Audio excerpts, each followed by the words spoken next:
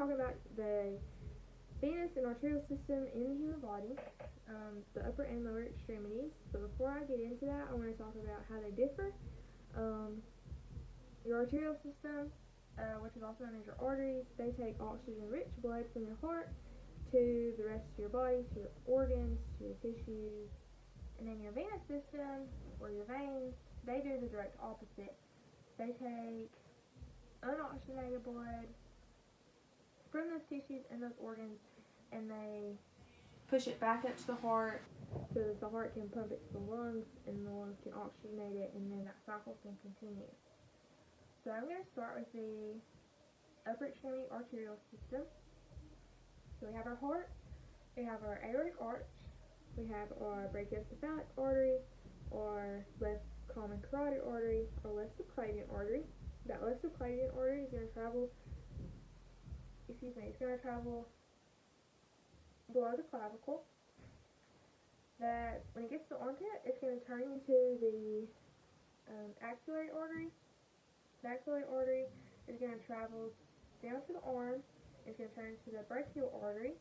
That brachial artery, when it gets down to the bend of your arm, or the antecubital fossa, it's going to turn into the radial and the ulnar. The ulnar is going to be on the medial side, or the pinky side of your arm, and then your radial is going to be on the lateral side, or your thumb side of your arm. So now we have our lower extremity. I drew a picture. So we have our aorta that bifurcates into our common iliacs. That common iliac artery is going to bifurcate into your internal and your external. We're going to focus more on the external iliac artery. When that external iliac artery gets to the head of the femur, it's going to turn into the common femoral artery.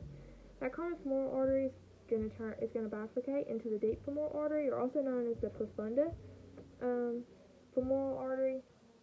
And then also you're going to have this femoral artery that travels distally down, and when it gets behind the knee, it's going to turn into the popliteal artery. That popliteal artery is going to travel distally to the calf. It's going to bifurcate into the anterior tibial artery. The anterior tibial artery travels down, and it's going to turn into the dorsalis pedis artery at the top of the foot. Excuse me. So the popliteal turns into the anterior tibial artery and the tibial perineal trunk. That trunk bifurcates into the perineal artery and the posterior tibial artery.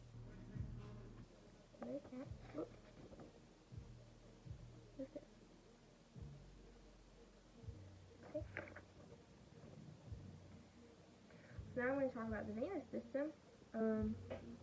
But before I talk about that, I want to talk about a couple of things that make the venous system differ from the arterial system. Veins have valves in them. The purpose of those valves are to allow unidirectional flow back up towards the heart. If you have flow that's going up, but it's also going back down, that's called a retrograde flow, and that's not what we want. That means that the valves are incompetent, or they're not working correctly, or whatever. We're going to talk about that in a little bit when I talk about venous insufficiency studies. And then another thing about the venous system is they have a deep system and a superficial system. So you have deep veins, which are going to be deeper into the muscles, and your superficial veins, which are obviously going to be closer to the surface. So starting with our upper extremity venous, we start with our deep system. We have our ulnar vein, which is going to travel up the medial side of your arm. We also have our radial vein, which is going to travel to on the lateral side of our arm. Those two are going to meet at the antecubital fossa, and they're going to converge. The convergence of those is going to turn into the brachial vein, and those are paired. So they're going to go up the bicep area. Those brachial veins are also going to converge, and that's going to turn into the axillary vein. The axillary vein is going to travel upwards. It's going to drain into the subclavian vein, and then the subclavian vein is going to converge with the jugular vein, and that is going to form the innominate vein, and that's going to go back to the heart. So now the lower extremity venous system. It's very similar to the arterial system. So we have our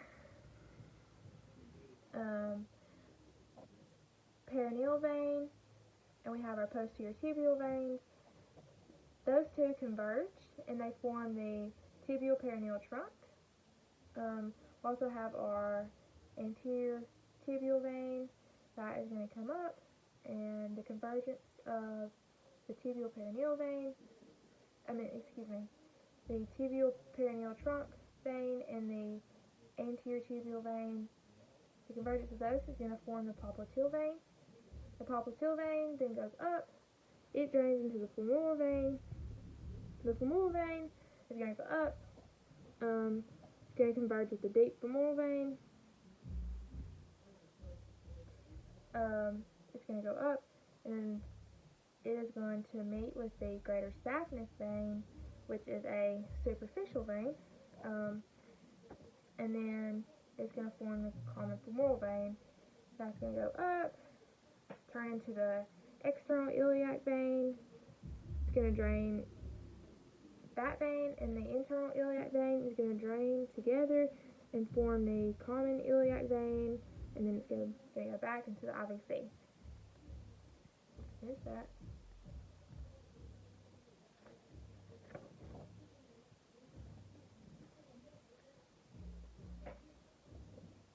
So two procedures that I want to talk about. One is a reflux study or a venous insufficiency. That is when your venous valves are incompetent. You're doing ultrasound to test to see if you have any type of retrograde flow, backwards flow. So a reflux can be caused by incompetent valves. It can be in the deep system or the superficial system. It can be caused by previous DVT that has damaged the valves. It can be caused by standing for long periods of time also, because of the pressure that blood has pushed on those valves. So when you start performing a reflux study, the first thing you're going to do is ask for a patient history. You're going to ask them, number one, have you had a previous DVT? Because DVTs, they are known to damage valves. If they say yes or if they say no, you want to complete a lower extremity study. So to rule out any type of DVT, because you are going to be augmenting or pressing on the veins, so you don't want to lodge a thrombus loose and cause that to embolize. So the patient is going to be, it can either be in reverse Trendelenburg or standing. Your preference, but most people do reverse Trendelenburg because it is more comfortable on the patient and it's more comfortable on the sonographer also. So when you get on the vessel, ultrasound, you're scanning the vessel, you put a pulse wave on the vessel, you're going to augment, so you're going to press. That's going to cause a spot in blood flow to the heart, and that's going to be below the baseline. Any type of reflux, if that's present, it's going to be above the baseline, and it's going to be immediately after you augment. So that's a reflux. You're going to measure your waveform to see how long that reflux lasted, how many seconds. You're going to pay very special attention to the greater saphenous vein and the superficial saphenous vein. because those two vessels have a large number of valves present, and obviously the, you're checking to see if valves are incompetent, so that's why you would want to pay special attention to those.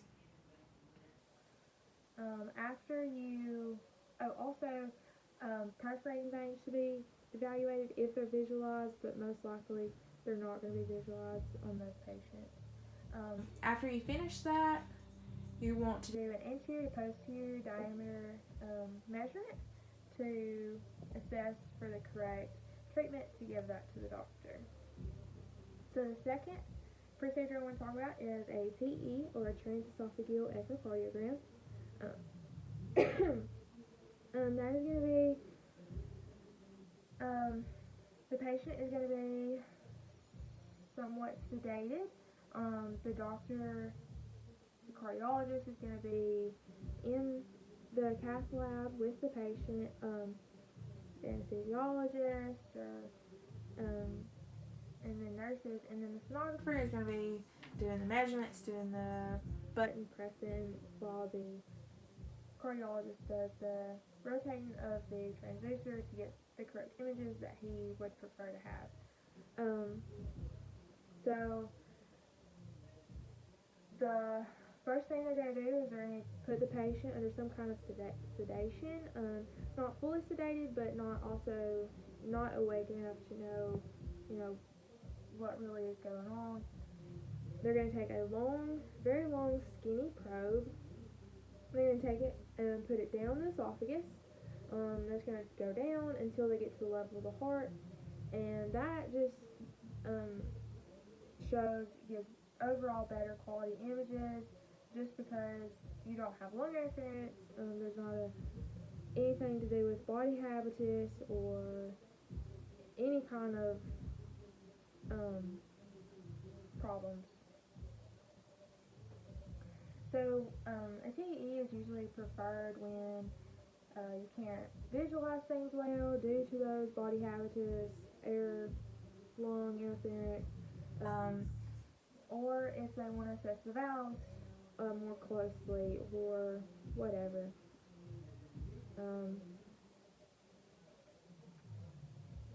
So yeah, a TE is overall the best imaging quality of an echocardiogram, and